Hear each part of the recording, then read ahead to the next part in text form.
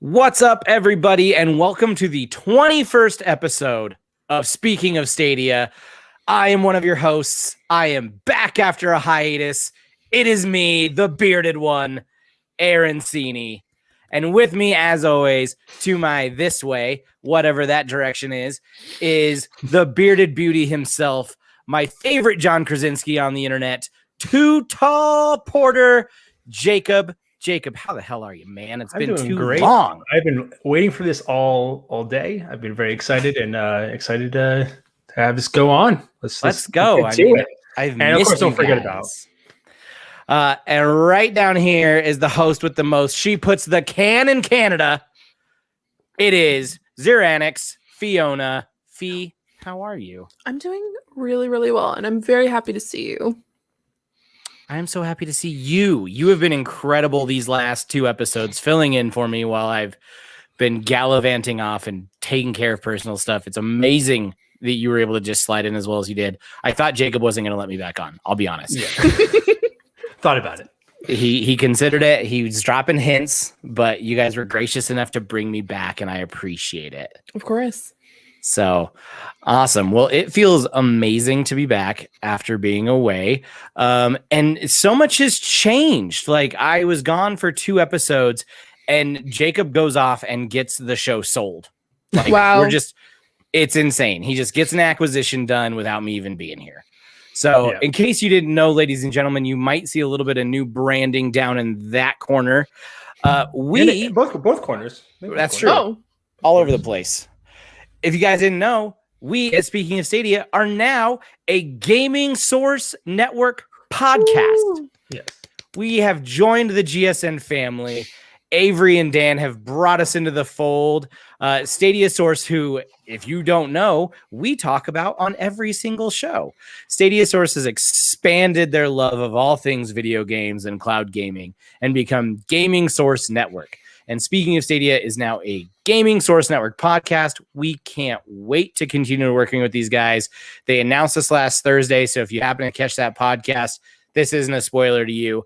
But for any Speaking of Stadia listeners out there, that's right. We have a new home. You can find us on this amazing YouTube channel right here. And everything else will be the same. You're still going to get your podcast wherever you are listening to us. Check us out on Spotify or Google Podcasts or Pocket Casts, or I don't ever care about anything Apple, so not them. But if that's your jam, you do it. You listen. For the longest time, it was a joke that we weren't on Apple Podcasts because of some issues, and we just kind of leaned into that because who knew that all we needed to do was get acquired, and then Apple would accept us. There you go. So, anyways, that's the big news. We are so excited to be joining the GSN family. Thanks so much for having us. They've been amazing at welcoming us, and here we are at our new home. And just pull up a thanks for it's great that the Nurse Report is talking about us, and great to hear. Thanks for tuning in. And greetings from Mexico. Hola, ¿cómo estás, mi amigo? I speak very little Spanish, but I know just enough to get that phrase out. Je parle un peu français, so that's you took French in high school. Yes, I did. Yeah. You got him. But to what Aaron said, nothing's good. If you're already listening to us, watching us, nothing should change on the podcast end. We are switching over from SoundCloud to Anchor, so hopefully that's a smooth transition. Haven't really posted it yet, so figured that out. Otherwise, the content's gonna be the same. We're very Stadia, obviously Stadia podcast. We're very Stadia focused. When we talk about what we're playing, we may talk about other games. We don't really we let ourselves talk about games on other platforms, but besides that, the news is gaming, is Stadia focused. We may have a few articles that are about other platforms, but we look at it from the lens of how Stadia affects Stadia. Things like I'll talk about my experience with Luna and how that compares to Stadia and what I think I like and don't like and things like that. But otherwise, I stay to Stadia for 99.9% of it. So this is unless Aaron plays. Breaking news. I'm good at Spanish, so just it's fine. I did warn both you and Fiona in chat before this. I am extra tonight, so just deal with that. I've missed this show so much, and I was ready to bring the hype. I was ready to bring the energy. So if I get a little crazy, I'm not sorry. I'm not even a little bit sorry. You shouldn't be. You shouldn't So. be. Well, I think for all of our new listeners over at GSN, guys who have followed them, and maybe they're new to Speaking of Stadia, maybe just a quick intro about ourselves. And I am going to default to the lovely Fiona. Ladies first, of course. Tell us just a little bit about yourself, your gaming history, anything else you want to plug, any other podcasts you might be on. Just tell us a little bit about the one, the only Fiona. Hello, guys. Well, my name obviously is Fiona. Also, I go by Fee. Either one, definitely am okay with. I am shocking Canadian. I live in the Great White North. And my gaming history, I was a huge World of Warcraft nerd for 5 years. And so I missed out on a lot of gaming, except I'm going to be honest, it was just consistently World of Warcraft forever.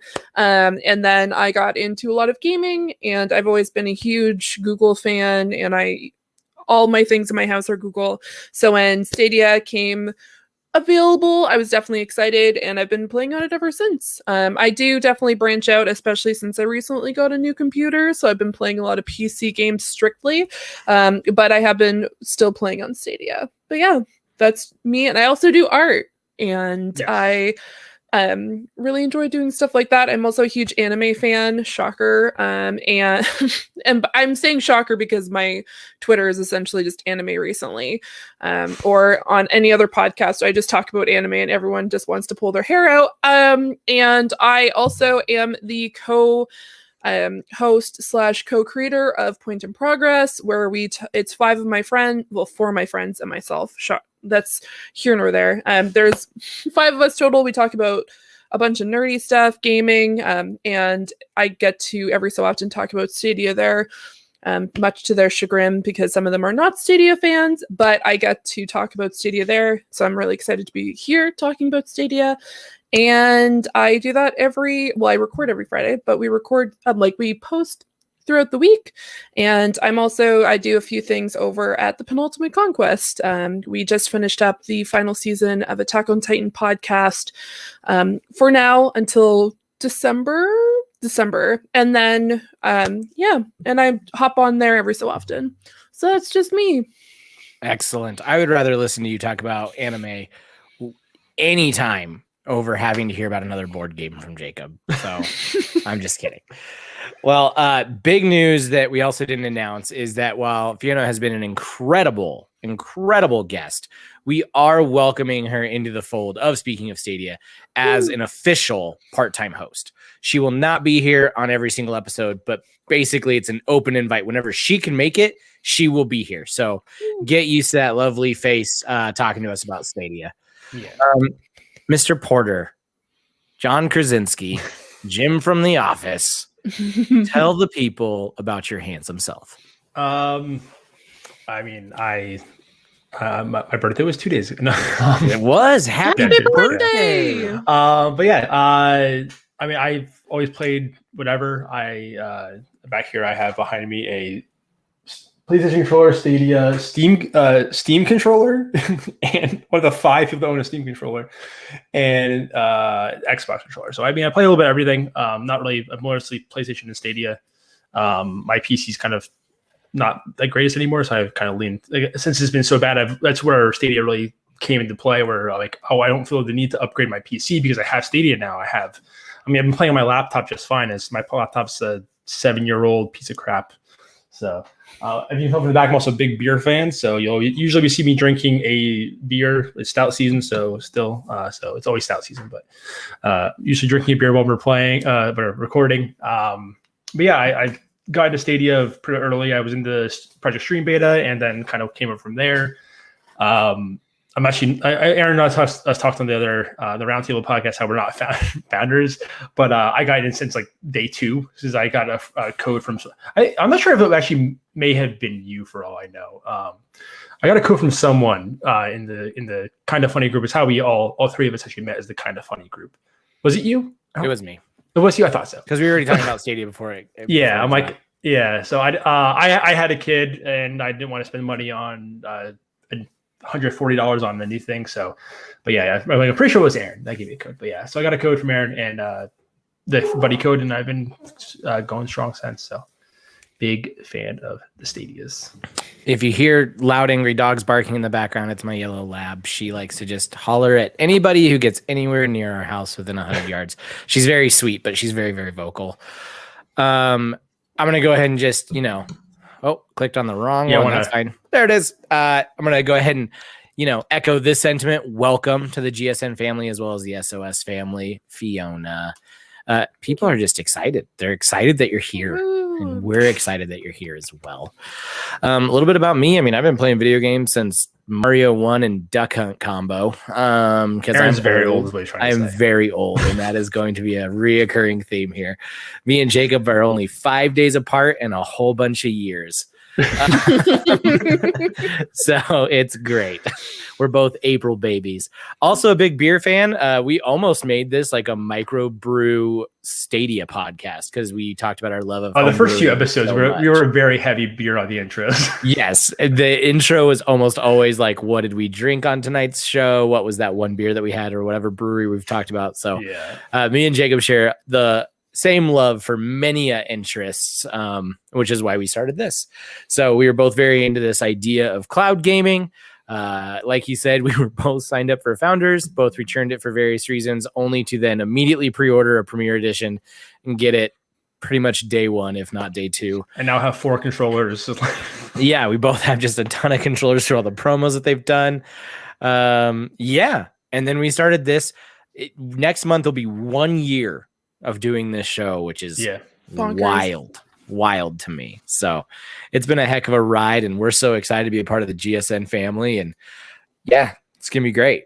So let's get into some news. I'm not used to this. Like, I had a housekeeping banner ready. We're now a GSN podcast. These are all things I just didn't click. Wow. Let's go to what we normally start this show with an awesome what you been playing. What you been playing? So I can start. Mine's pretty short. Unfortunately, I had a busy week the last 2 weeks with work. So I got Disco Elysium, but I haven't played it yet, which is unfortunate. I wanted to play it last night, but I just ran out of time last night to play it because I was busy studying. But I played a bunch of Killer Queen Black actually on our old YouTube channel. I streamed a little bit of it. I love that game. I think it's very fun. The base arcade game I played a bunch back at MagFest down in DC. Fell in love with the game. I thought it was awesome. It was a really fun experience, really cool arcade experience, and the gameplay translates very well. I tried a bit of Ease 8, the free gets a pro. That game, the gameplay is very good. The game looks a lot older than a 5-year-old game, and that's my one problem. It looked like Ni no Kuni came out in 2013, and that game looks miles better. The anime cutscenes are fine; they're good. It's nice anime, but the game just looks like it's like almost like a PS2 game in terms of the graphics. I maybe I'm being a little hard on that, but people love the East franchise, and the gameplay was great. The combat is really fun, and the switching between the characters once you really get into the meat and bones of it is really fun. I played for about 2 hours the one night and got into the intro, but some of the anime tropes were already in the beginning that I didn't really care for. Oh, you see this girl naked. Oh my god, it's just does that need it? Why are you doing this? Granted, it's 2016. It's not like it's I could see that being an early 2000s kind of thing. Sure. But 2016, granted, it's very Japanese, but that was a little we're really doing this, okay. But I still want to go back and play more of it. The gameplay was fun enough to keep me interested. I just wish the game was nicer looking for a 2016 game. I'm pretty sure it's 2016. And then I've been playing some nerd crap. I'm playing League of Legends on my phone. The Wild Rift released, so I'm playing that on my phone a bit because I like League of Legends because I'm a weirdo. But yeah, I think that's honestly it. Did you just say you're weird because you play one of the most popular games on the planet? I feel like I get judged. Real weird. I like them Call of Duty games. No matter what I do, I feel like I get judged talking about League of Legends. But yeah, that's really it. I think I played something else recently, but I cannot remember for the life of me. So that's pretty much been it, fortunately. Also, that game is both a PS4 and a Vita game. So thanks, if that Mario. helps with where it's at. I know it's Mario. Vita is beautiful. Have you played Golden Abyss? Please, come on.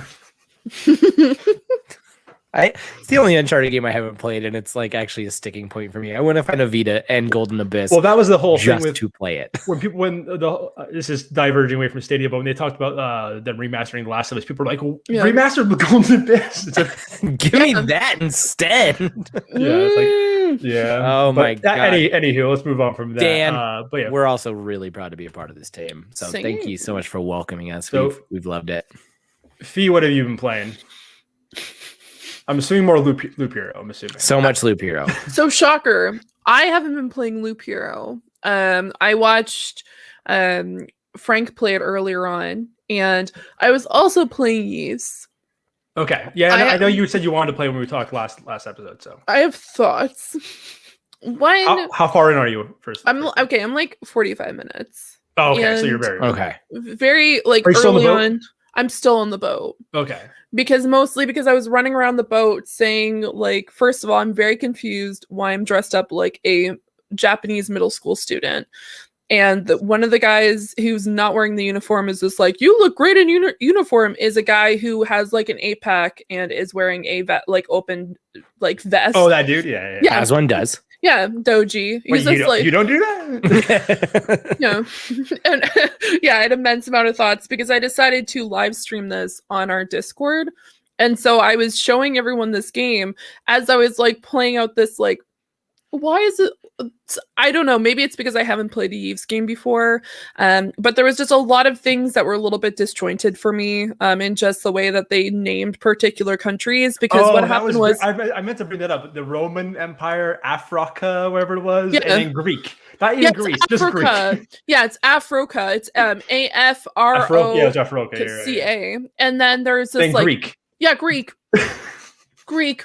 As a country. Yeah, you guys are really selling me on this right now. It was really funny. I can't wait to just jump in right after this. And I was just like, I was running around very confused. And then like you said, there was a girl who was essentially naked and a little bit appropriation going on with her outfit, which was like a little bit. No. There's a whole scene where she literally is naked, and you stumble upon the one girl, and she is naked, and it does that whole anime like. Like I can't believe you saw me like that. You're such a gross boy, and it's like, yeah, no, that's literally a scene. Once you get off the, once you leave the boat and end up on an island. I'll say that much. And the first person you see is this naked woman. Granted, they like you don't see it, obviously. No, actually, of course, there's video games, but yeah, like it's just very, very anime. It was very, very anime. That's what I was talking about. Like, no, it's literally like that kind of trope. So so very. Yeah. He blocked it out of her memory. Apparently, no, I didn't even get to that part. No, she didn't get to that point yet. No, I got to the women. I got to the magical like ballroom that's on the ship of a ship that should not have the ability to have a ballroom in it, and it's not even just like a standard.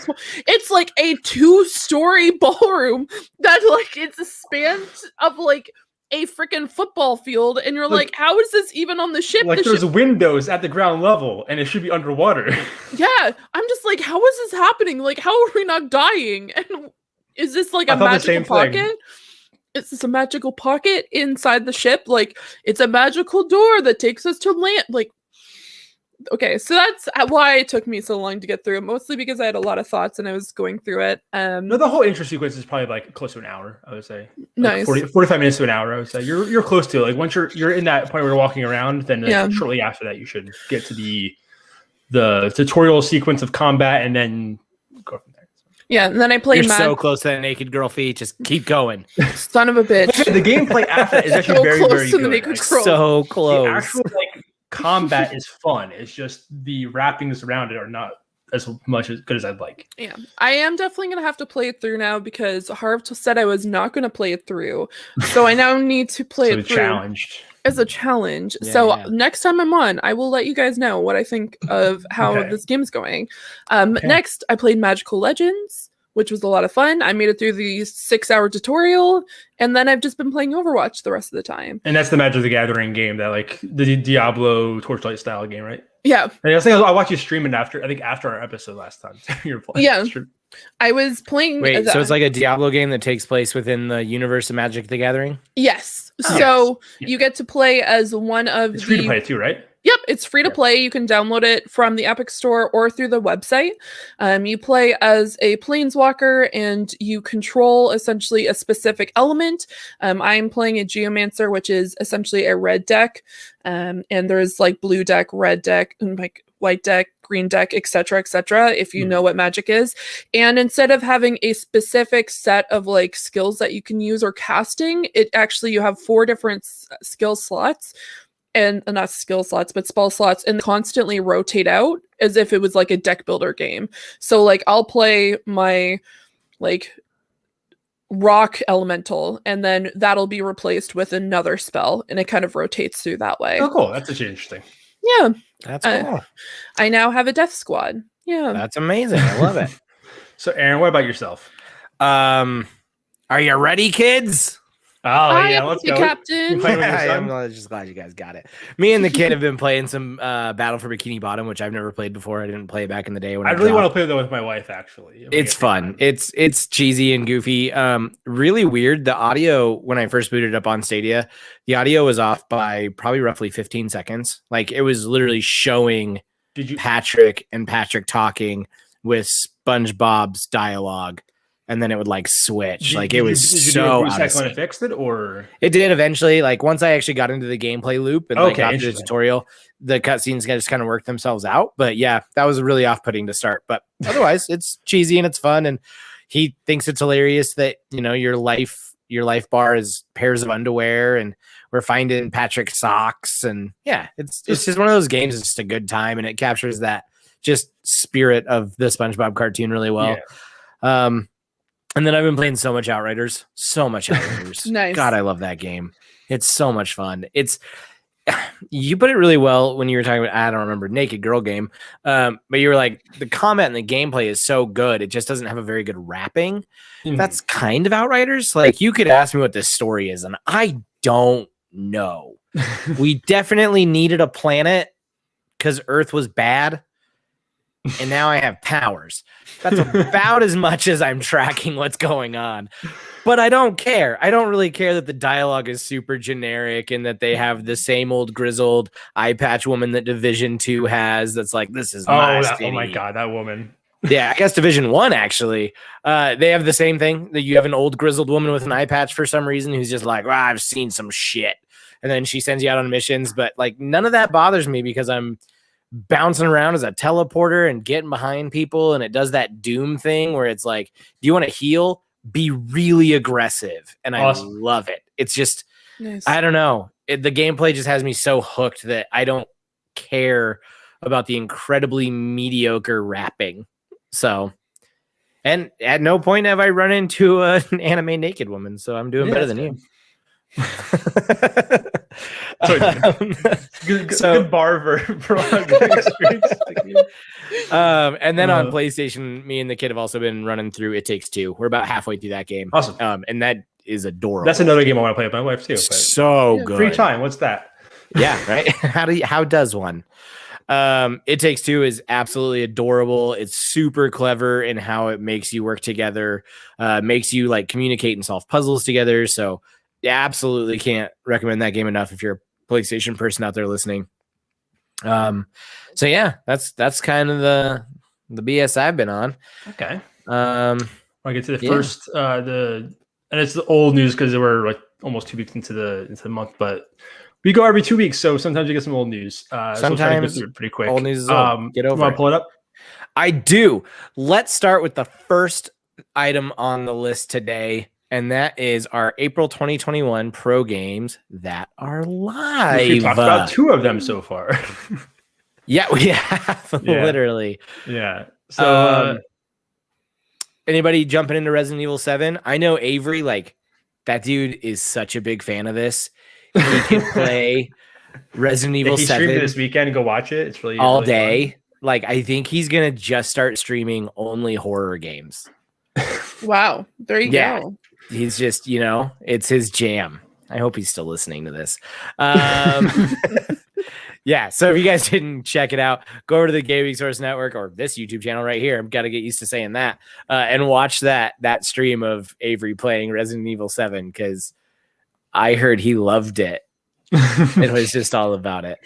Are you guys have any interest in this? Have you already played Resident Evil 7? We talked about it last week. I'm not a big horror fan. I may give it a try at least to see how it is. I just don't do horror. Like the closest to horror I do is the movie Seven, like for like thriller style, than horror. So I might give it a shot. Favorite game is Dead by Daylight. See, Dead by Daylight's not like it is like scary when like you're to a degree, but it's not planned jump scares and things that are meant to like planned out to scare you. It's like it's just another person that's controlling it. You have some agency over what's going on a little bit. That's fair. In that situation. Okay. I don't know. It's just I like Dead by Daylight a lot, but I don't like horror overall, like straight horror. Yeah. We love seeing more ladies in this community and diversifying streamers outside of white dudes. Thanks so much for that tip and just saying hello. That was great. Yeah, white dudes, who needs them? I mean, we need less of them, let me tell you. Oh my Don't take that as a threat. It's fine. Fiona, any interest in Resident Evil 7? Have you already played Resident Evil 7? So I have. It was on VR. It was a mistake. It was a big mistake, guys. I spent 45 minutes outside the house saying that she wasn't worth it. And had some some specific choices about what I was calling said girl, because I was saying the bitch isn't worth it, and I was like running around trying to get back into the Jeep, could not get back into the Jeep. There's no way to get out.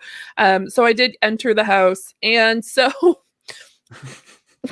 I will probably try it, mostly because as much as like horror freaks me out, I do like the storyline behind the horror. Sure. Like, because when it comes to horror, it's either they put a lot of time and effort and they really think it through, and then it's really great at the end, or it's not great.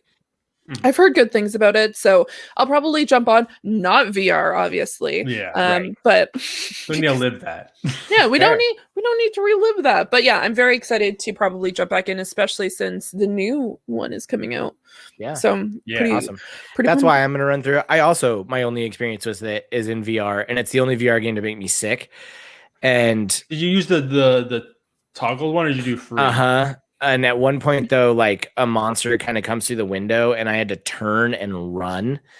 And the like adrenaline and the fear and the jump scare, and then the moving to like escape. I literally had to just like rip off the helmet and like go stand outside for like 15 minutes just to get some fresh air. And I was like sweating. That's funny. Yeah, no, it was terrifying in VR. And no, thank you. So I will play it because I want to know what's going on before 8 comes out, but not in VR. Like Fiona said, it's terrifying. Spongebob also is free right now. Make sure you claim that. I've already talked about it. It's a good time. It's silly. It's goofy. You guys, I'm sure, will dive into it at some point.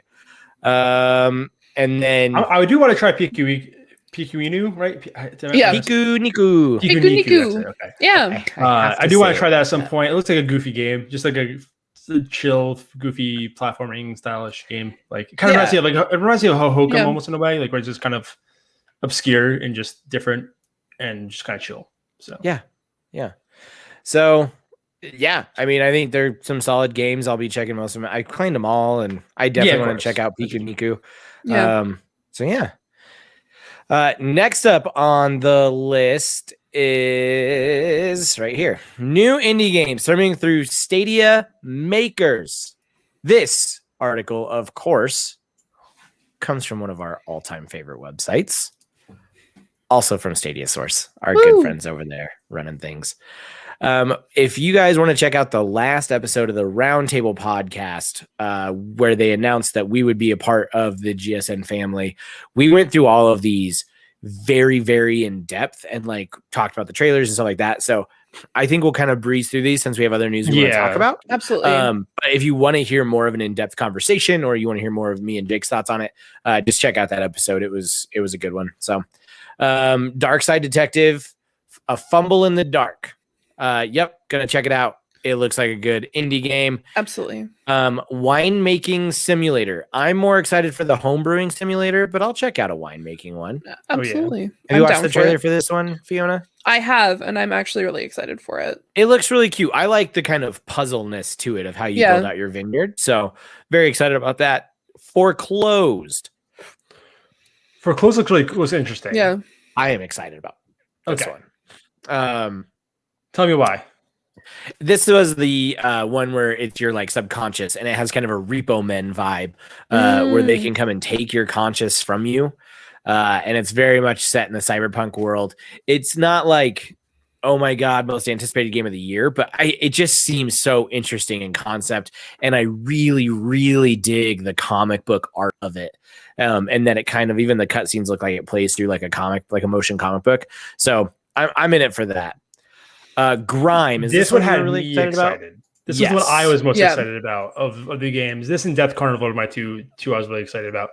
This one I was not sure, and then he like pulled some rocks into his head, the main character, and then launched them out at enemies, and I was like, yeah, I'm in. I'll play. You're a black hole, essentially, monster. You're the personification of a black hole. God, the artwork is insane. I love like the almost like claymation kind of like movement to it, and just God, it looks.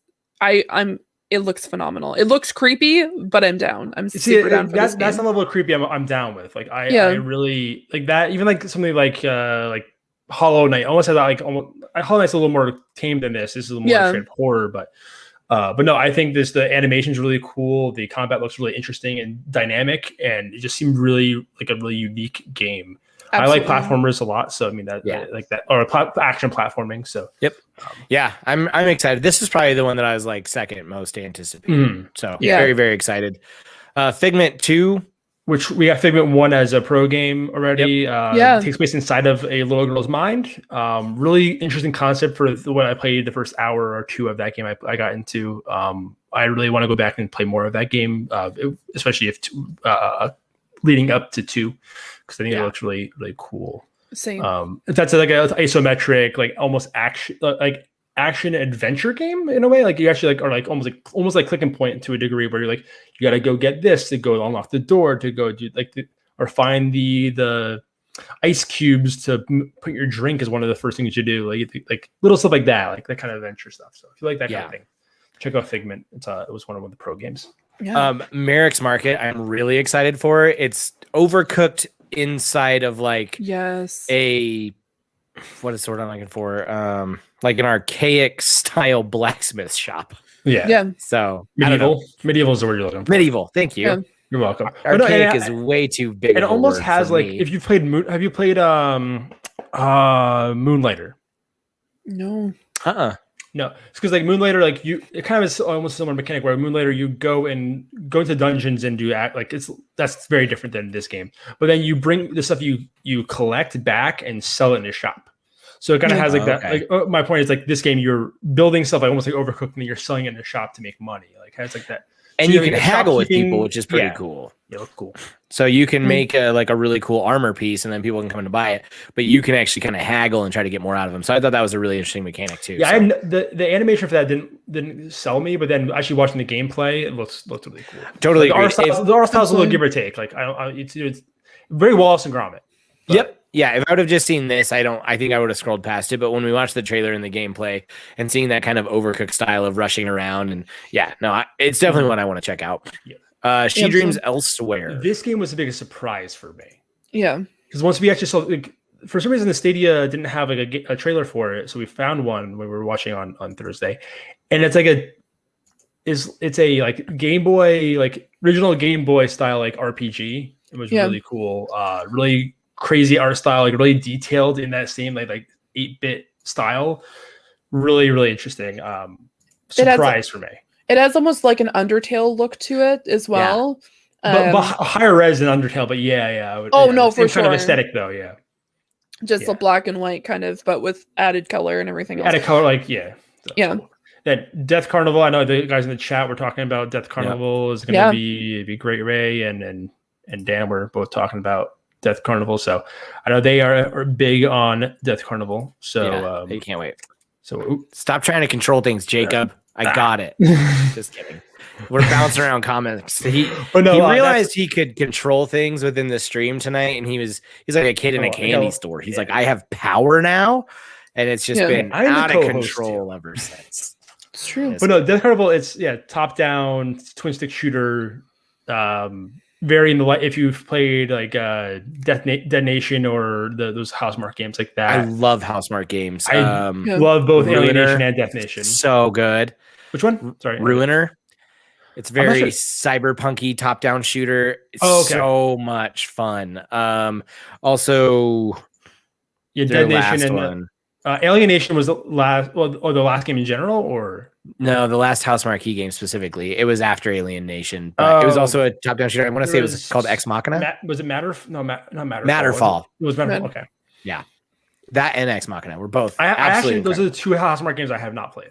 Oh So, man, blew through both of them. So yeah, seeing that this was in that kind of same vein and same style, I'm very, very, very excited about that. super hyper This looks detailed though. so I really good. like Hyper detailed. hyper detailed. Really, really cool for that style of game. And then I know we were teasing this, and I'll I'll let you talk about this, Aaron. I know. I just like let it go on the last show. They were, we just kind of made fun of Jay and Silent Bob. As like the Kevin Smith fan in this group, I cannot wait for this. I am a fan of Kevin Smith. I'm also from New Jersey, so we Touche. represent New Jersey. But yeah, that's right. I loved the Switch game, the Mall Brawler that he did. I thought that was a lot of fun. It's just a good beat 'em up, just a good 3D beat 'em up, and I can't wait for this one. I'm in for all the dumb jokes. I'm in for all the Askew universe references, all the profanity, all the profanity, crude humor. Give me, I'm good. I've met Kevin Smith so many times. I'm just a big old Kevin Smith nerd, so I am very excited about this game. It looks fun. Honestly, it looks fun. Like if it's a pro game, I'll probably get it. I probably wouldn't spend money on myself, but yeah, that's fair. Yeah. And then Sky Climbers. If you're not excited about this, get out. Yeah. I'm so I backed it for Aaron and I. We got the 2 codes for the pre-alpha and the regular. Joined us a little too late, Fiona. We only get 2 codes. Yeah. Boo. But no, this game looks awesome in general. We talked about it before, but just real quick, it's like I say again, I don't know much about Valheim, but it kind of runs like Valheim meets Pokemon, where you're going around surviving, building things, but then you also collect animals and they evolve and you can ride them. So it has that like a Horizon aspect with some of the robotic kind of creatures as well. There were some very like Horizon vibes with some of the designs of the enemies and stuff. Yeah. I'm all about this game. I cannot wait. A couple other people joining us in chat. Hello. Everyone. Thanks for joining us. We love having you guys here. And then I think that's it for that one. Yeah, I think that's it. So there's 10 games. So real quick on those. Yeah, I'm excited. And then you don't really need to pull up the articles. I just had the articles there as a backup. But for the recent releases, yeah, I mean, if you want to, it's up to you.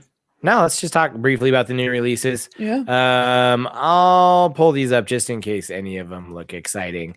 So we have obviously Outriders, which I just gushed all over about how much I personally love it. Mm-hmm. Have either of you guys got to play that yet or no? No, I have not. And then we also had the Legends of Heroes, Trails of Cold Steel 4. Any interest on that one from you guys? It's another JRPG. I've heard good things about the series in general. But I mean, we'll see how Ease goes, and if I don't like it, then maybe I'll try and play that. But going forward, it looks cool. I know we have another one of those coming out later this year on Stadia. I'm pretty sure, if I'm not mistaken. I think. Yeah. Nice. And I think with Ease as well. We have another Ease coming too. And then we also have Nanotale Typing Chronicles. How do you guys feel about that one? I'm a big fan of Typing of the Dead. So I'm pretty sure it says like typing in it. I actually like not quite like Typing of the Dead, but I mean anything I think that's unique, a cool novel, like not a gimmick, but like just a different way of interacting with the game. I think it's kind of cool. Just if I'm remembering the game correctly. Listening to stuff. Yeah, when I checked it out, I thought it was a very like captivating game, specifically like the way that it looked and then how like different it plays compared to some other games. So that's definitely something that I'm super excited for.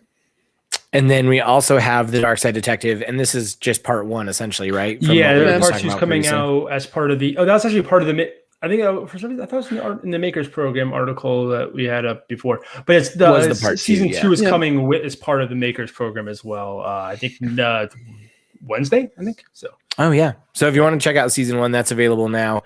And in the article on either the Stadia source, whatnot, they actually have the dates for the those maker games that are coming out. Like half of them actually had dates. I think four of them had dates. I think so. You can look at that. See what dates are coming up. Yeah, my mistake. No problem. Well, if you want to know the dates to those, absolutely go check out StadiaSource.com, your main source for all things Stadia related. That's probably the wrong headline, but close enough. Your number one source for all things Stadia is what I probably should have said. Yeah. But you know what? Just go to Stadia Source. Yeah. Don't bug me about your taglines. I'm just kidding. I'll get it right. I promise. All right. And then last but not least, of course, Outriders is available on Stadia as well as all other platforms. It does support crossplay, which is great. So pick it up on Stadia, play with your friends anywhere. I'm hoping they do cross progression at some point. There's two other games that are on here. Cosmic Star Heroine and that's definitely a typo on that one. That's not Lemon Heroes. Oh, it's Lemon Heroes. Kimono Heroes. It definitely like autocorrected on my phone when I was typing that in. Twerking the document that too? One, the Kimono Heroes Cosmic Star. Kimono Heroes actually looked interesting because it actually has like 4-person co-op. Like you can play. Like, it actually looks interesting. It's like a. Oh, you do have it on here. I don't know why that link didn't very different. It's the last one. Yep. See that now. Yeah, just to correct me because I'm dumb. Yeah, Kimono Heroes. Okay. Yeah. Sweet. Right on. So those are the new releases coming to I've already just come out recently. Yep. So. Those are the most recent ones. An upcoming game is what are, things that haven't come out, but we're looking forward to. That's how that works. The things that I almost said just now. You didn't even missed me say twerking the document, Mr. Porter. Yeah. You didn't miss it. You just ignored it. That's fair. I just ignored it. Oh my gosh. All right. 2 more titles announced for Stadia: Floor Kids and Bloodstained Ritual of the Night. Hell yeah.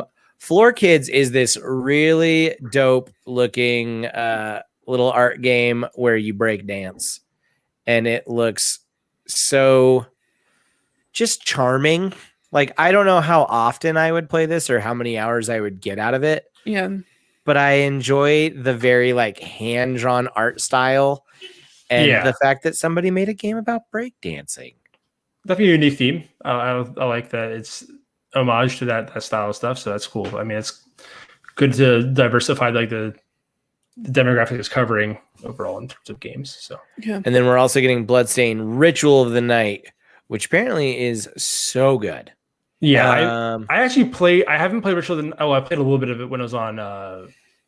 Whatchamacallit, because it was on xCloud, part of the Game Pass. And it's a Metroidvania. Yeah.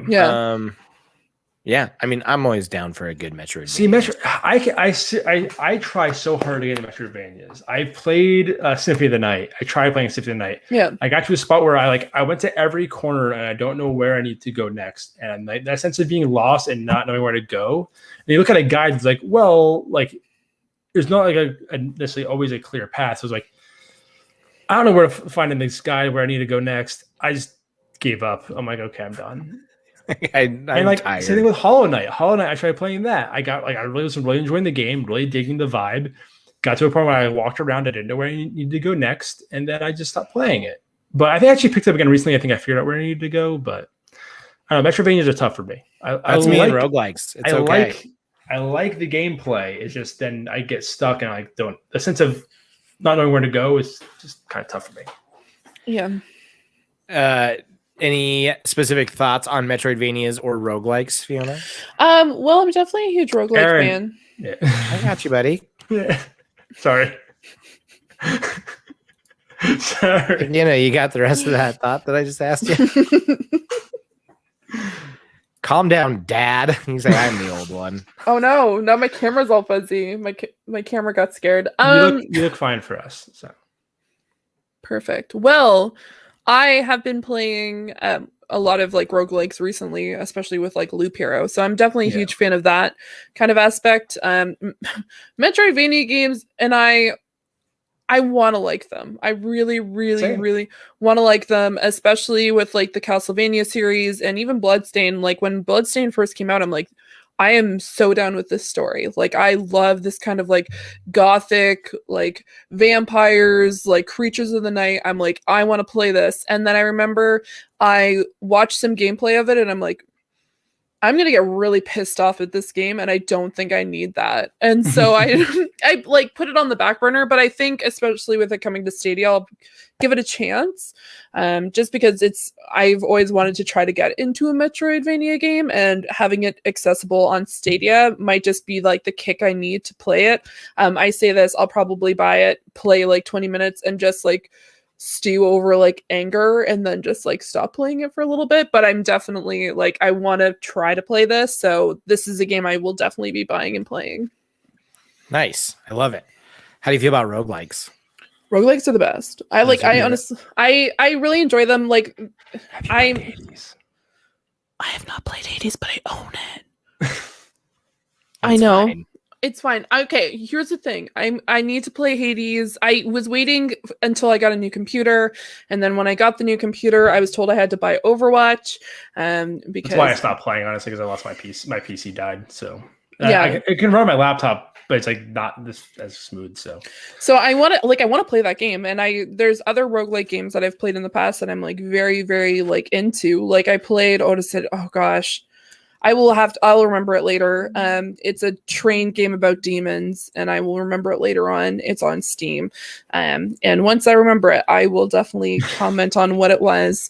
But I've always enjoyed them. Like, it's not like, it's definitely my top tier of types of genres, but no, I'm excited for it. Okay. Amazing. Hades is fine, just so you know. What do you mean? It looks great. Just don't listen to him. He just did make me angry. I've also heard like nothing but good things about like it's fantastic. It's average at best. I just don't like roguelikes. I really don't. It's just not my thing. Why not? I don't know. You know, you're just like, it just makes me angry. Like the concept that I'm gonna have to die and go into a whole nother area that looks different, and I can't just learn it over and over. And I don't know. I always give up on them so quickly. To me, I like that. Like, I enjoy kind of like the randomness of it, and then being like, oh, here, like I have full faith that Ruiner on PlayStation 5 is gonna turn me around on roguelikes, and then I'm gonna fall in love with them. So yeah, I just struggle with them. I'm bad at them, and when I'm really bad at video games, I go and hide. I feel that. What? I'm gonna go back to my baby mode game and play a good story driven game on easy. So, you know. And the rest Dan, of the thanks so much for watching. You're great. We understand that it's like 2 a.m. because sometimes me and Porter chat you questions, not realizing what time it is in England. But hey, I prefaced it with, "You're probably asleep. I'll talk to you in the morning." And he's like, "No, I'm still up." I'm like, "Okay." It's called. I just found the name of the game. It's called Monster Train. It is a deck builder roguelike game where you are playing a demon conductor taking a train down to hell because you are trying to reignite the flame in hell. I've heard the name of the game. I knew nothing about it. So it is interesting. I enjoy it. But I think it's mostly because I get so frustrated with certain games because I get stuck somewhere that the kind of like ease of knowing that, hey, I'm playing a roguelike. If I get to that particular point, I just die and then I come back and then I now have a new area to go to. So I don't have to get stuck. But sometimes there is points where I just get like really irritated because I'm like, rest in peace, my 4 hours of work. Ruby. Yeah. See you later. See you later. That sounds like a nightmare to me. All right, next up on the news list, happy anniversary to Phil Harrison's last tweet. It was a year ago. Well, yeah, I have a sticking point on this. I've been marking the calendar for if you'll ever tweet again from his account. And on April 8th, he tweeted out about the COVID free 3 months or 2 or 3 months, whatever it was at the time, of Stadia Pro. And he retweeted 2 things about the event at the end of April, and then he's like replied to like a handful of tweets about his time at PlayStation, and then that's it. And it's just the point like where you see guys like Phil Harrison, Major Nelson, when Sean Layton was with PlayStation, and Shuhei Yoshida every day talking like when Xbox has a big thing they announce, he's the one tweeting it out, like tweeting it out. Shuhei's tweeting things out. Fake CEO Kaz Hirai is tweeting. joking, but That's one of the best Twitter accounts on the best Twitter account in gaming. But no, it's so frustrating, like that. And even Jade, like look at everyone across the board. Jade Raymond was probably the most active on Twitter for Stadia. Jack Buser hasn't tweeted in like since 2014 or something like that. And Booster or whatever. And then John Justice is even on Twitter. Granted, you don't need to be on Twitter, but there's no public facing face of Stadia besides like Grace. And even Grace, she posts from her this is her personal account. She posts when she goes live on Twitch, and she's not the public face. And I'm sure I share the same frustration everyone else in this room does, and everyone else online watching. That is just the lack of communication between Stadia and this fan base that's very passionate, like to the point where we'll talk about later, are willing games into possibly being on Stadia. Skyclimbers being one of them. Yeah. And like we're doing so much of the work for them. It feels very disheartening that they're not as active as they're supposed to be. Yeah. So I like to bring that to light that, Phil Harrison, happy anniversary on your tweet. Be nice to see you again. Because it was literally that at the end of April, he was on that call, the Connect, where after they're called even now, Connect. He was on that Connect from his house, and then we haven't seen him since. So at least I can remember. I don't think we saw any of the later ones. I think they had other talking heads that weren't even. They're just kind of random talking heads at Stadia, not even like people they've been consistent with. So yeah. Do we need to send out a rescue team? I know, right? Like, is he okay? Are you alive? In August last year, he was tweeting at people about his time and place demoing games on PS2 or PS3. Are you confusing PS2 for PS3 demos in August of 2020? Yep. Yeah, and that's like random tweets about that. Like that's the random stuff. Like not even he's retweeting that, like replying to those, but not retweeting Stadia stuff. Like not retweeting the good stuff events. Not retweeting nothing. I'm surprised he hasn't hired someone to just be his like ghost tweeter. Like I'm shocked because it's a really good opportunity, especially since you're the vice president and GM. Like get over you literally probably have money just like escaping your pockets at an insane amount rate, and you don't even care because you're making so much money. But just hiring someone, get an intern, get someone specifically tweeting. There's people who will do that job. Everything, like having a set like a tweet deck. Like how hard is that? Retweets. How hard is that? Like just click retweet on what you're currently releasing. Bare minimum. Like, you don't Big even news, guys! Breaking news. He did like Cyberpunk's tweet from January 15th. That the hot fix was now available on Google Stadia. Proud of him. He also retweeted someone that asked a question about they wanted to do something, do coverage of Stadia, and he like redirected them to where they would like. But that's again, it's just So if you weren't aware, that's where we're at in Stadia. GM and vice president is like, I don't know. Oh, let's go back to good news. A new feature has rolled out to Stadia. If you didn't know, this comes again from Stadia Source, your number one source for all things Stadia. They also just brought in a really good podcast. If you guys haven't heard of it, it's called Speaking of Stadia. Make sure to check them out. Give them a little sub and a like. Wow. It's real good stuff. Anyways, right now, we can now change the Stadia menu keyboard shortcut combination. Which is important, I feel, because a lot of games have like tab to open like a quick menu, and shift is like sprint or...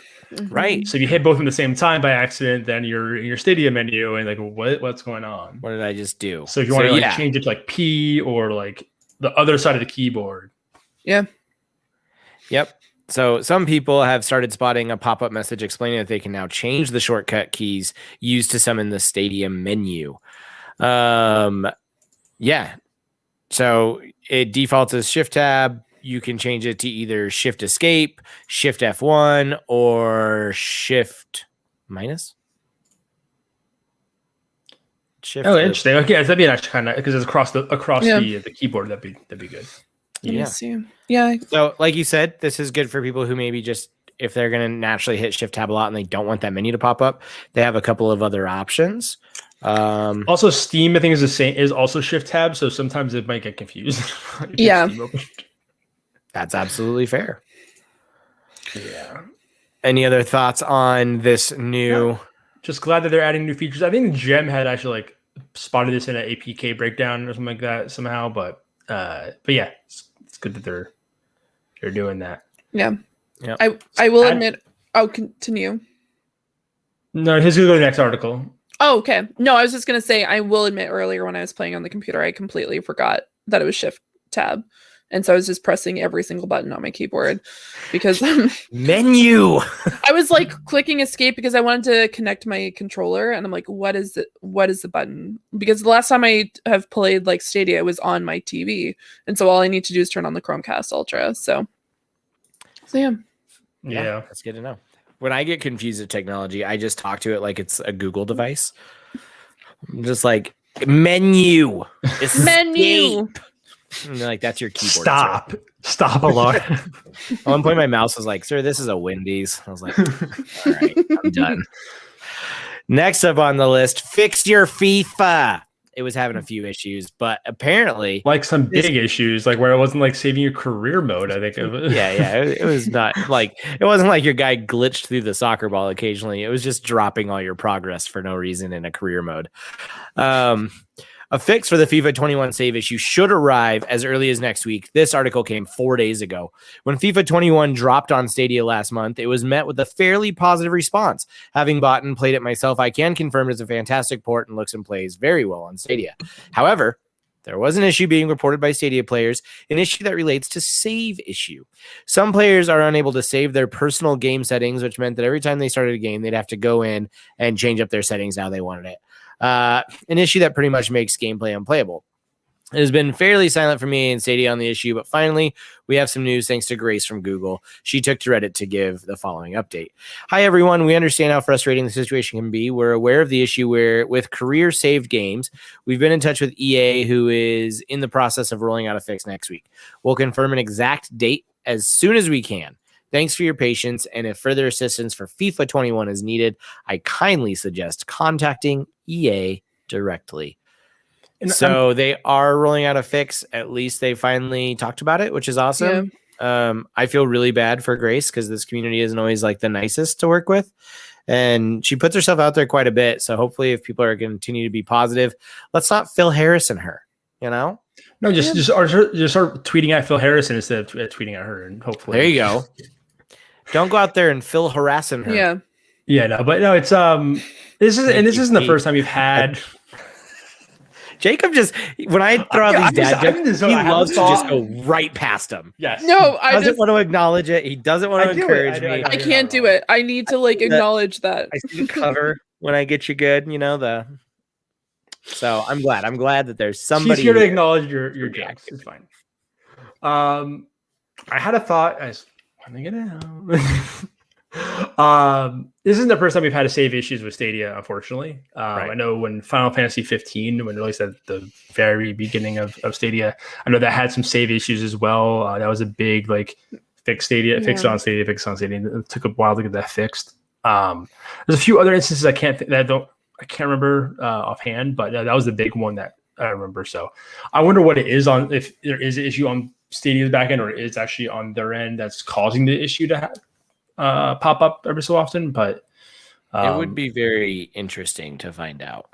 Yeah, and this is just for people that are new to the show, usually patches I don't talk about unless it's like a big thing. Like if Cyberpunk did actually have a patch recently, which I think was finally pushed. Like you said, he was just pushed to Stadia. Probably would have talked about that if that was like actually fixes Stadia. I mean, Stadia's always ran well, so it doesn't really affect us as Stadia fans. But FIFA being a big get that people are waiting for a while, I thought was kind of newsworthy. So don't expect a lot of DLC and whatnot news to pop up. I usually don't pull that. I say that for the end where we kind of go over some miscellaneous updates. So no, absolutely. Next up, not the bestest of news, but Rust no longer coming to Stadia. This actually comes from GoogleStadiaNews.com. Yes. Hmm. This was a big Reddit thing, I know, for a while. This is the only article I could find about it. Yeah, But yeah, it so talks about Facepunch Studios will no longer be working on the Rust Stadia port. Update number 2, which would be the most recent update.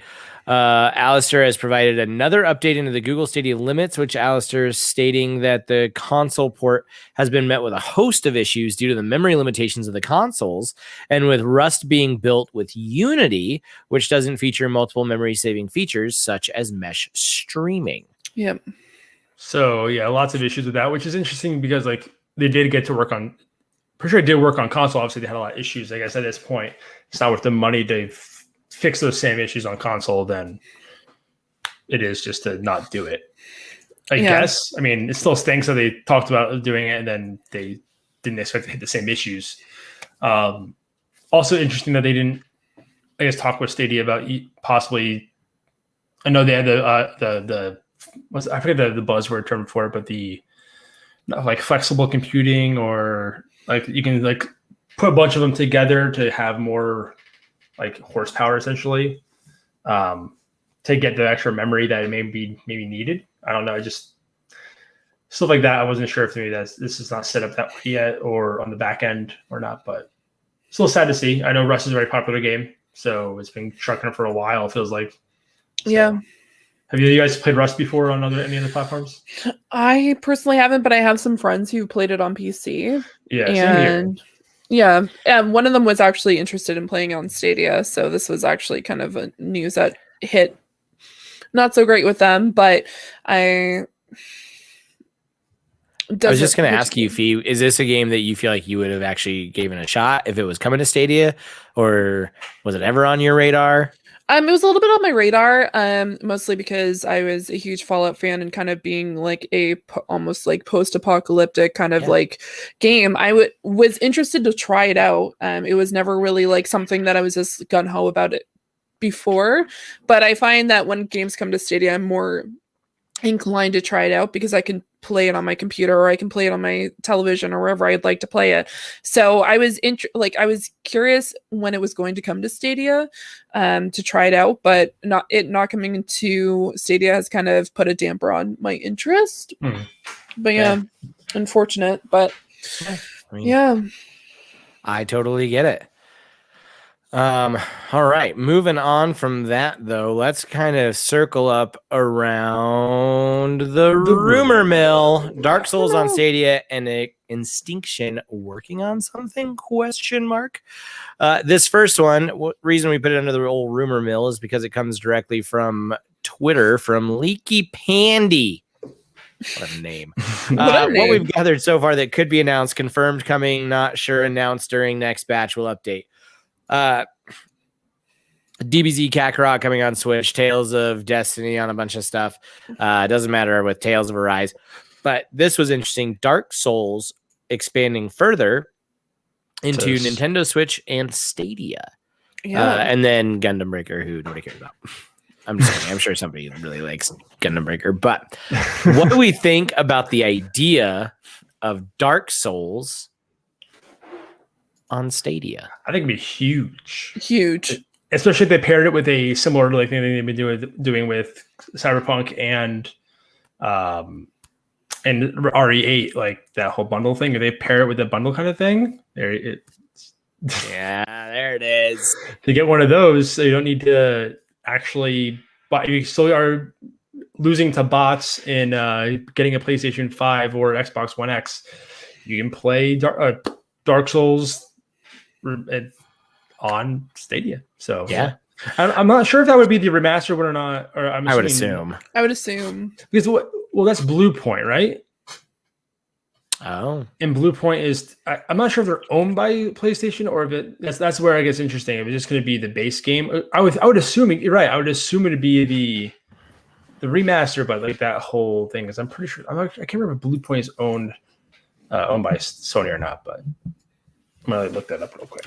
But all right, but yeah, I would hope it's the remaster personally. Just either way, I enjoyed Demon Souls on PS5, and so now I'm really interested to go back and try out some Dark Souls, and Stadia seems like a really good place for me to do that, just because I can play it anywhere. Games that frustrate me, I want to be able to play like on my phone and try to be a little less casual or a little more casual with it. I mean, and then also pop it up on the TV. So I'm all about it. I would love Dark Souls coming to Stadia so I can finally check out that trilogy. Yeah. Wait, was it Demon Souls? That was Demon Souls. I think I'm getting confused with Demon Souls. You are getting it confused with Demon Souls. Yeah. Demon Souls is the new one that was like wait, never mind. This was published by Namco. But sorry, I hate that they switched it from Namco Bandai to Bandai Namco. Like they flipped the names around. It annoys me. But yeah, it's from that. They're publishers on it. So yeah, it can absolutely come to Stadia, and I hope so. But there is the remastered part about it. There is a remastered version of it, which threw me off completely. Mm-hmm. Yeah, but it's also on Xbox. So when you said Sony owned it, I was really confused. But that's okay. Sorry, Sony was Bluepoint who did the Demon Souls remake. Yeah. That's absolutely. Yeah. Sorry. Fee, ever played a Dark Souls game? You think I've played a Dark Souls game? Or No. game. What about Bloodborne? I have played, but Sekiro? So I made it in the town in Bloodborne, and then I stopped, and then I just haven't played it since. Mind you, I have told people that I would go back to play it, but this would definitely get Dark Souls on my radar if it came to Stadia. Okay. And yeah, I'd absolutely play it on Stadia. It's a game I've wanted to play, and never have. My friends love the series. Although I probably should play Bloodborne because it is like I have it claimed on PS Plus. I can play it at any time. But I just don't because like we talked about, old games are old. So. Yeah, but I remember sitting down and watching my friend play it for 6 hours and get stuck in the same castle. So, have you ever played any Souls-like at all? Like, I know you just said Bloodborne. You got to the town, and then you're like, What about Sekiro? No, I haven't played Sekiro. Or Neo or Remnant from the Ashes. Mostly like those types of games, and I don't know why a friend of mine, Harv, constantly plays it on his channel. And so I'll just like put him on in the background. But I personally haven't played them myself, mostly because even though I enjoy roguelike games, those games are challenging and they are not forgiving in any way, shape, or form. Accurate. So it's definitely like my stress levels on a regular basis are pretty high. So playing a Dark Souls game just seems like, do I want to cause myself to go into a state of a heart attack? Maybe.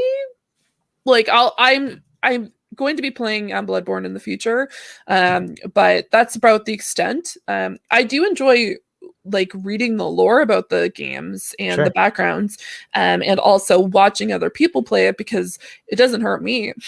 I can just watch someone else play it. But yeah, I don't know. The allure of them has just been stress. That's the best way to put it. Just look at one and like stressed out. And just to say, right, Ricktone say Remnant was cool. It actually was a PS Plus game like last month. If I'm not mistaken, or this month, one of the two. It's one of the two, but but yeah, it's a game I'm actually really interested in playing. I haven't played it yet, but I loved because it's a shooter though. It's a Souls like shooter game. Oh, that's cool. I'll check it out. If I'm not mistaken. I loved Demon Souls and I loved Sekiro, but even Sekiro, I got to like this midpoint, like big boss battle. And I literally just got tired of beating my head against a wall. And I was like, I think I'm done. I could not get past it anymore. I just don't have. I'll probably try Demon Souls. The Dark Souls, right? But it's just I don't have the free time to ram my head against the wall for a few hours to get a tiny bit away. I want to try to finish games, right? I can. So Yep. Next up on the rumor mill, even though it's not really a rumor at this point. Yes, it's more speculation, but it kind of fell under that vibe of rumors. But yeah, so Instinction developer could look to bring the game to Stadia. This is now updated as of yesterday, again over on StadiaSource.com. Your number one source for all things Stadia. I'll have that memorized here by the next episode. Again, we have to give full credit to Twitter user Bebop here. I hope he has a rock steady. They have provided another update from Hashbane Interactive in regards to Extinction making its way to Stadia. And it seems that both their and Stadia community's persistence may have paid off, as it looks like the game could very well be making its way to the platform. The update below. So it's just like a DM in Twitter. Yeah. And I've seen other did, ones that are following up with similar sentiment, like that are seriously thinking about it post the console release. Yeah. But yeah, that's this is the similar, like this is just the community reaching out to a developer for a game that they want to see on Stadia, and the community getting so overwhelming on them that they had to like take it seriously. Like, hey, like people really want this game. The game looks cool. Like, I know Brian at the Nerf Report did a whole video on this game and how it may become a Stadia as well. So check his stuff out. He does really great content at the Nerf Report. But yeah, it just shows how passionate this community is and how much work we're kind of doing for Google to get games on there that like they really just want. Right. And granted, I'm sure Phil's doing some sort of job to get games on there, but no, he's not. Be nice if he was actually like talking. Phil's been in Bermuda for the last 11 months, it turns out. Because he been hanging out with Ted Cruz? Yep, exactly. Ted Cruz. My God. So Instinction, I actually haven't looked much into this game. How Turok is it? I watched what he had in the video. It's just the art, just the real. It was a first person shooter. I want to say, if I'm not mistaken, it looked kind of, I guess, probably Turok-ish enough. I only saw the snippets he had in his video, but the game looks cool. Overall, it looks very high resolution dinosaurs coming at you. Like, I don't know. Is there a video? Are you trying to pull up a video right now? Because no, I wasn't. Oh, probably should have. I heard clicking, so I'm like, is he like pulling up a video? No, I was just moving things around. The game, I'd highly recommend looking at a video after this. It looks really cool. In terms of the just general art style and whatnot. Yeah. Oh, there you go. Mario Rivera in the chat. Turok meets Left 4 Dead. Oh, hell yes. So, okay, I'm in. That's all I needed to hear. That's a good description for a game to get anyone hyped. Oh my God, Mario. Let's go. Who doesn't love Left 4 Dead? Let's be honest. I was starting to check out. Jacob just kept saying words. I'm like, I don't know. I'll look it up later. No, I'm typically not one for these types of games, mostly because I'm going to be honest with you guys. When I hear like Turok, I'm like, I don't know. Like, you don't like dinosaurs? I love dinosaurs. No, okay. I love. I was gonna say you better. I absolutely love dinosaurs. So when I like checked out this game, I'm like, yes. I don't even care if this is not like a game that I would specifically play previously. Like, it looks so realistic, and just the fact that there's dinosaurs. Yeah. Do I want to shoot a dinosaur? I honestly have never played Turok, and it doesn't make sense. Headlock raptors and stab them. It's great. I definitely played Turok at one point in my life. I don't really remember it very vividly, but I've definitely played it. I've heard people talk about it. Remake. I just haven't played it, or if I don't, like, I honestly, like, I've heard people be like, it probably hasn't. Turok. Yeah, probably not. This will be your Turok. Awesome, fantastic. No, that was like before me being interested in console gaming whatsoever. So fair. Yeah. All right, Mr. Porter. Required reading. You want to walk us through this? Required reading, yeah. So we have two articles. The one I'll talk about more. I think there's a few. I mean, it's just a good overall article about Stadia. This is from VentureBeat. We're just talking about Stadia and how them killing the first party studios at SG&E, how it actually makes cross-play better for everyone. It's the title of the article, and this is a little excerpt I pulled up from the thing. Is this is why I believe that there will be benefits to Google Stadia closing development studios by no longer competing with PlayStation, Xbox, and so on. Stadia can concentrate on licensing third-party games and attracting a broader audience, and it gives publishers like Epic, Rockstar, Bungie, and others an even more compelling reason to make their games playable on cloud services. There's a huge mainstream audience for gamers out there that are hungry for new cross-play experiences, a type that a well-worked and affordable game streaming service can provide. Yeah, and that's just, I thought it was a pretty good dissemination of like what the breadth of the article is trying to do.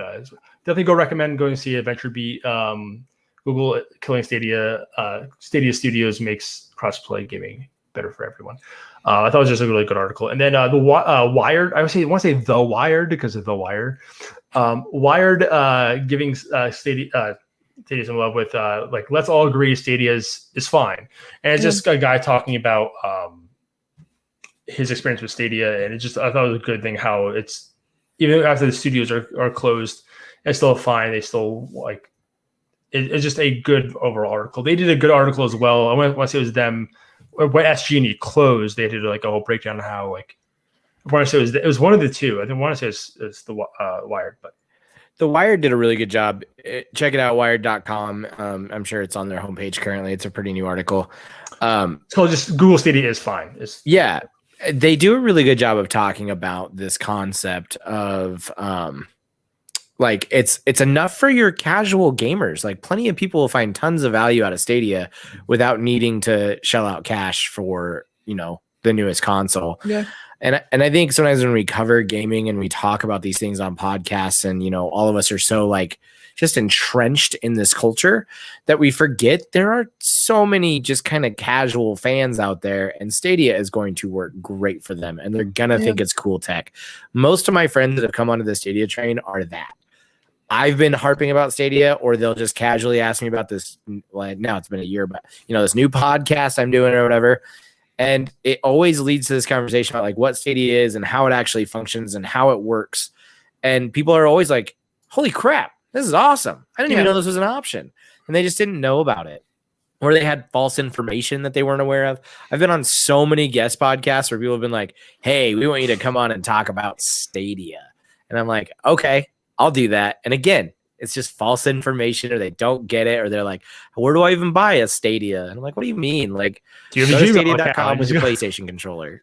Check it out. That's all you need. Were you nodding off while I was talking, Jacob? No, I didn't nod off. I was reacting to what you said. Oh, okay. I thought you did this. All these people, the false information, like, what even is a Stadia? And like, yeah, I just knew we were gonna go with it. I was just like, oh my god, that's people. We just talked about it a million times, but I think when you actually tell people how this technology works and like what it actually does for your more casual gamers who they don't even probably know the difference between an Xbox One X and an Xbox One Series X, because that's bad marketing and really bad titling of your console.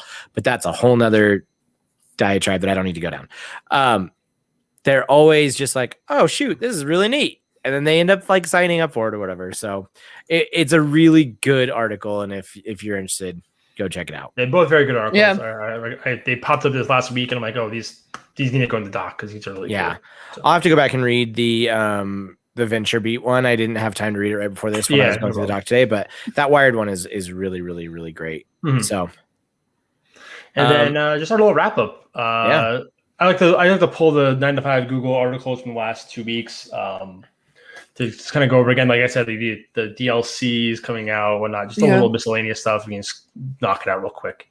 Yeah, so let's go over. You want to do last week's first? Yeah, go the way. So, I did not have it open on my screen yet. So, if you want to start. Sorry. New games available on Stadia, which we've already covered. Some Stadia updates, games coming to Stadia, and this week's biggest Stadia news. I won't bore you with new games available on Stadia. We have already absolutely talked about that.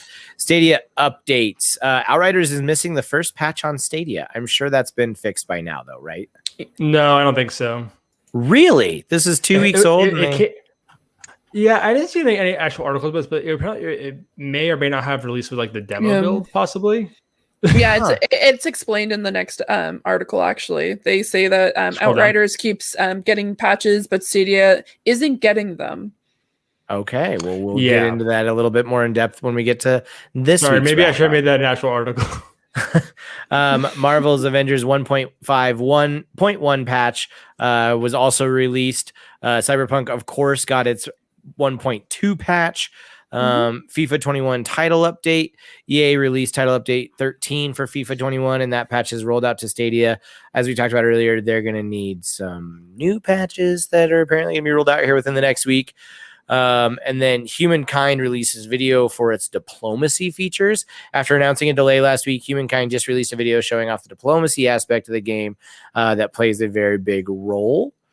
Hitman 3, 7 Deadly Sins, and Greed. The first expansion for Hitman 3's 7 Deadly Sins chapter has arrived. The Greed expansion is now available for purchase. I need to end this show right now and go play that. I didn't know that was out, and I love Hitman 3, so See you Oh, yeah, guys. we talked about it weeks. last week, I believe. Yeah. That was coming out. So Alternative Yeah. players can buy the entire pack for $29.99 and get each expansion upon release. I may just have to pull the trigger. I love me some Hitman, and it's been too long. Too long, everybody. Do it. And Spencer in the chat with the humankind hype. Very, very sad this game delayed, but yeah, that is a bummer. Yeah. But no, the game looks really cool. I'm hopefully the tutorial system has gotten a lot better. So. Again, talking about the keyboard shortcuts for the menu. Dead by Daylight All Kill. If you're a fan of Dead by Daylight, the game's All Kill expansion is now available for purchase for $7.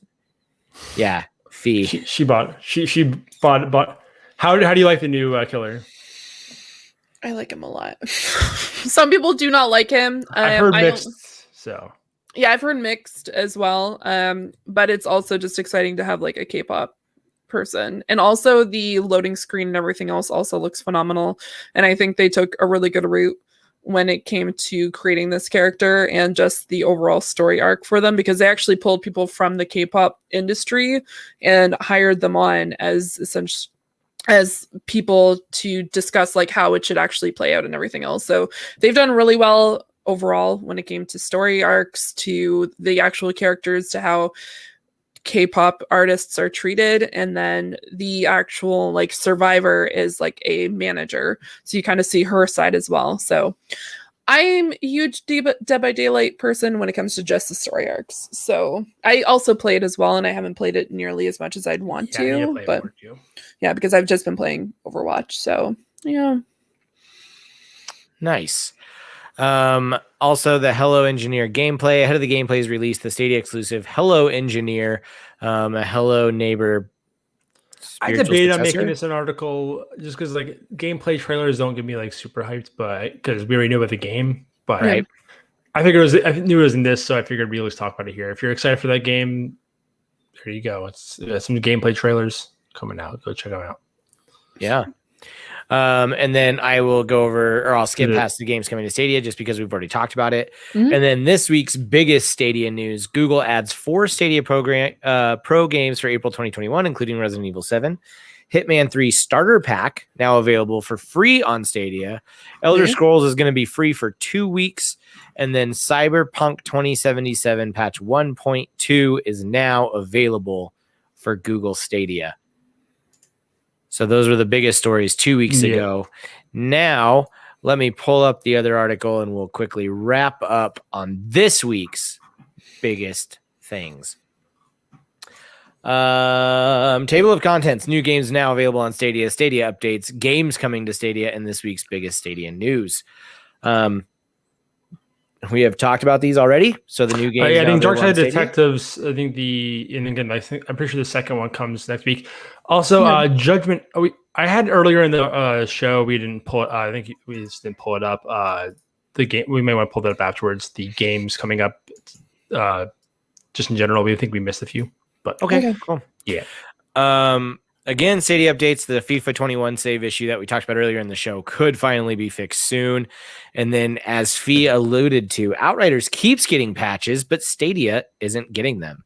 The developers of Square Enix's hit game, Outriders, has delivered more new updates and patches to the game since its April 1st launch, as detailed on Reddit, but Stadia, unfortunately, still hasn't gotten any of them. As pointed out on Twitter, Stadia's port is still the oldest version, has performance issues, and the pre-order items aren't showing either. That's a bummer. Hey, Google Stadia, do you know why Outriders is ignoring the Stadia community? They don't respond to our questions since the release. Stadia has the oldest version. It's pretty choppy. We're still missing our pre-order items. Please send help. Heart. So it's weird because I feel like the Outriders team has been so communicative. They've been like, hey, we know server issues are a problem. Here's what we're doing to fix it. Hey, we understand that this is happening. Here's our bug patches coming. Like, they've been joking about it on just Twitter. Been staying in front of it, but nothing with Stadia. Yeah. That's weird. That's weird that a community manager would be doing such a good job of communication and then just ignore this entire platform. Yeah. They've also kind of treated Stadia weird the entire time, though. We've kind of been the stepchild because They also we didn't get the demo, so nobody No. got to try it out on all Stadia. platforms. We almost didn't get it day and date. That even seemed like they just kind of pushed it out. Yeah. So I'm just not sure if they just weren't quite ready of what updates looked like, and they Or just for don't all the know issues they're 'cause they gonna have no have. news to share. But it is odd to see a team that has been this proactive be completely silent for an entire platform. Yeah, that's very weird. Moving on, Immortals Phoenix Rising got their patch 1.3.0 rolled out earlier this week. Ubisoft brought title update 1.3.0 to Immortals Phoenix Rising on Stadia. The patch supports the primer quest for the Lost Gods, various stability improvements and performance tweaks, and the spring event. There are no Stadia specific fixes, and you can just check out all of them by going to the link on the 9 to 5 Google article. Assassin's Creed Valhalla also got some hot fixes. Marvel's Avenger got a new Iron Man suit. It's the superior armor outfit that you can pick up in the marketplace. Games coming to Stadia. So Darkside Detective, we've already talked about. 100 Days, a winemaking simulator we talked about. Foreclosed, we talked about. Figment 2, Sky Climbers, Jay and Silent Bob, Yeah, we talked about all of these. She Dreams, Is Elsewhere games in Merrick's coming- Market, we all talked about. So, Aaron, under upcoming games on Stadia, there's a second link that we didn't click. Let's click that real quick. On the dock? Yeah. Yeah. Sorry for bad audio. So no, there's a few games like I know Judgment is on that list, is coming up soon, and there's a few others that I wanted to make sure people were aware of for the next few weeks. So I think that comes on the 23rd.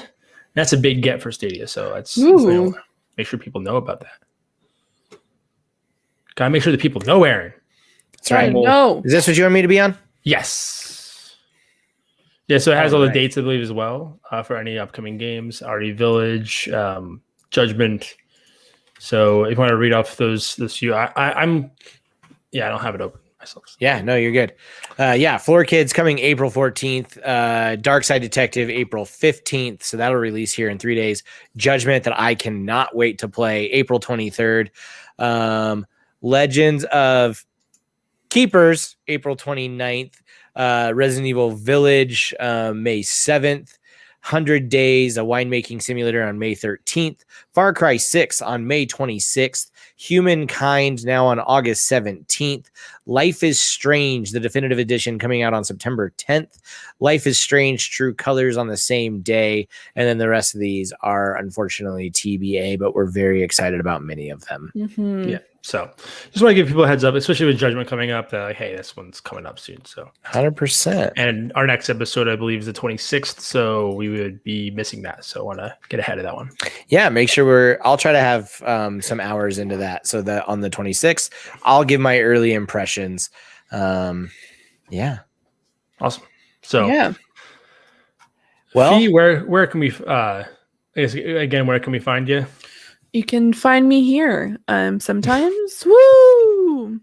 You can also find me at Point in Progress. We're on YouTube and everywhere that you can listen to podcasts.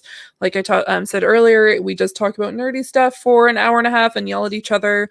This week we had the most chaotic episode yet, where we talked about I made a mistake. I asked a question that a viewer asked us, and it just became complete chaos where it ended up where Pokemon actually died.